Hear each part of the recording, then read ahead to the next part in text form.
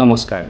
Social মিডিয়াতে হওক বা নিউজ চেনেলছতে হওক আমি এনেকুৱা বহুত ভিডিঅ'জ দেখিব পাইছোঁ য'ত মানুহে হেলমেট নিপিন্ধি পেলাই বাইক চলোৱাৰ কাৰণে বা স্কুটি চলোৱাৰ কাৰণে পুলিচে ধৰিছে, চালান কাটিছে, ফাইন লৈছে আৰু এনেকুৱাও কিছুমান ভিডিঅ' দেখিছোঁ য'ত মানুহে নিউজক বাইট দিবলগীয়া হৈছে যে আপুনি কিয় হেলমেট পিন্ধা নাই, আপোনাৰ হেলমেট নাই নেকি, নে আপুনি এনেই শ্ব' বাজি কৰিবৰ কাৰণে হেলমেট পিন্ধা নাই, ষ্টাইলত ফেশ্বনত আৰু এনেকুৱাও কিছুমান ভিডিঅ'জ দেখিব পাইছোঁ।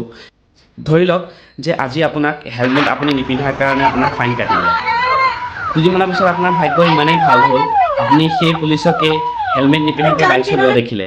যে আপুনি কি কৰিছে, ছ'চিয়েল মিডিয়া উলিয়াই পেলাই ভিডিঅ' কৰিছে সেই পুলিচক যে আপুনি কিয় হেলমেট পিন্ধা নাই, এতিয়া আপোনাৰ ফাইন কোনে কাটিব, আপোনালোকে ফাইন দিব নালাগে নেকি পুলিচ হৈ পেলাই, তেনেকুৱা ধৰণৰ কিছুমান ভিডিঅ' আমি দেখিব পাইছোঁ।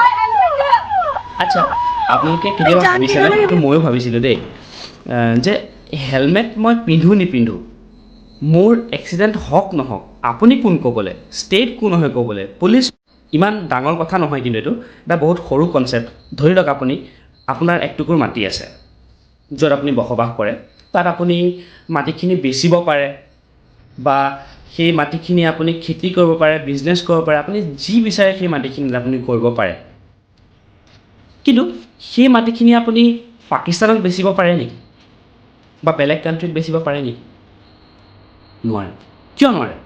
কাৰণ সেই মাটিখিনি আপুনি দখল কৰিছে, হয়, আপোনাৰ পজিশ্যনত আছে, হয়, কিন্তু সেই মাটিখিনি একচুৱেলি হয় ভাৰত দেশৰ। সেইটো কি হয়, ভাৰতৰ এটা ৰিচ'ৰ্চ হয়। সেই মাটিখিনি আপুনি বেলেগক বেচিব নোৱাৰে। ঠিক তেনেকৈ আপুনি কোন হয়? আপুনি ভাৰতৰ এজন চিটিজেন হয়, ভাৰতৰ এজন নাগৰিক।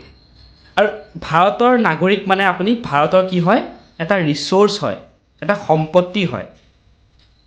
আৰু ষ্টেটে কি ভাবে যে আমি আমাৰ সম্পত্তি যেনেকুৱা ধৰণতে নহওক আমি প্ৰিজাৰ্ভ কৰিব লাগে। সেইকাৰণে ষ্টেটে কয় যে আপুনি হেলমেট নিপিন্ধাকৈ বাইক চলাব নোৱাৰে, আপুনি মৰিব নোৱাৰে, আপুনি মৰিলে আমাৰ লষ্ট হ'ব, কাৰণ আপুনি ভাৰতৰ সম্পত্তি হয়। সেইকাৰণে কোৱা হয় যে কদম কদম বঢ়ায়ে যা, খুশি কে গীত গায়ে যা, ये जिंदगी है कौम की तो कौम पे लुटाए जा। ভাবিবলৈ গ'লে এইটো এটা বহুত ডিপ মিনিং থকা এটা বস্তু হয়নে? শুনিও ভাল লগা বস্তু হয় যে ষ্টেটে আমাক ইমান কেয়াৰ কৰে। কিন্তু আৰ্টিকল 21 কি কয়? No person shall be deprived of his life and personal liberty except according to procedure established by law. এই যে লাইফ বুলি দিয়া আছে, লাইফৰ মিনিংটো কি একচুৱেলি আপোনালোকে জানেনে? Maneka Gandhi versus union of India কেছত সুপ্ৰিম কোৰ্টে কৈছিলে যে life is living with choice and dignity. এইটো এটা বহুত বহল অৰ্থ, মই এইটো বুজাই দিম। আপুনি জীয়াই আছে, কিন্তু ধৰি লওক আপোনাৰ একো ৰাইটছ নাই, একোৱেই ৰাইটছ নাই আপোনাৰ।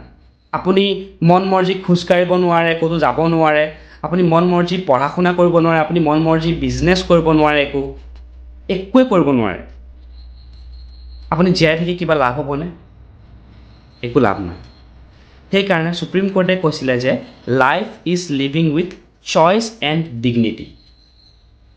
সেইটোৰ পৰা আপুনি এইটো ভাবিব পাৰে নেকি যে life is living with choice and dignity, তেনেহ'লে মই নিজক মাৰোঁ বা নিজে জীয়াই থাকোঁ, মোৰ ইচ্ছা?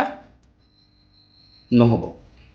ছেকশ্যন 309 অফ ইণ্ডিয়ান পেনেল কোডে কয় যে যদি আপুনি ছুইচাইড এটেম্প্ট কৰে তেতিয়াহ'লেও আপোনাৰ ওপৰত ন্যায় ব্যৱস্থা লোৱা হ'ব।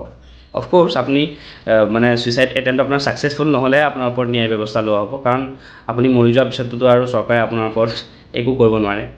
ৰাইট টু লাইফ মানে ৰাইট টু ডাই হয়নে নহয়, সেই প্ৰশ্নৰ উত্তৰ বিচাৰি পেলাই বহুতো কেছেছ সুপ্ৰিম কোৰ্টত গৈছে, কিন্তু এতিয়ালৈকে সেই কেছবোৰৰ এনেকুৱা এটা কোনো ভাৰ্ডিক্ট ওলোৱা নাই য'ত কৈছে যে ৰাইট টু লাইফ মানে ৰাইট টু ডাই হয়, আপোনাৰ মৰিবলৈও আপোনাৰ অধিকাৰ আছে।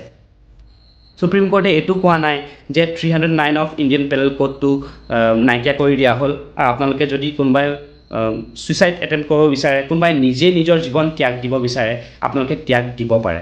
তেনেকুৱা একো আজিলৈকে ভাৰ্ডিক্ট ওলোৱা নাই, আৰু সেইকাৰণে এতিয়ালৈকে চলি আছে। আৰু উদাহৰণস্বৰূপে মটৰ ভেহিকলছ এক্টত এইটো এড কৰা আছে যে আপুনি হেলমেট পিন্ধি পেলাই বাইক চলাব লাগে। পুলিচৰ পৰা বাচিবলৈ কাৰণে নহয়, আপুনি নিজৰ ছেফটিৰ কাৰণে হেলমেটটো পিন্ধক, কাৰণ আপুনি বাইকখন লৈ ওলাই গৈছে হয়, কিন্তু আপোনাৰ অপেক্ষাত ঘৰৰ মানুহখিনিও ৰৈ আছে। থেংক ইউ, জয় হিন্দ, জয়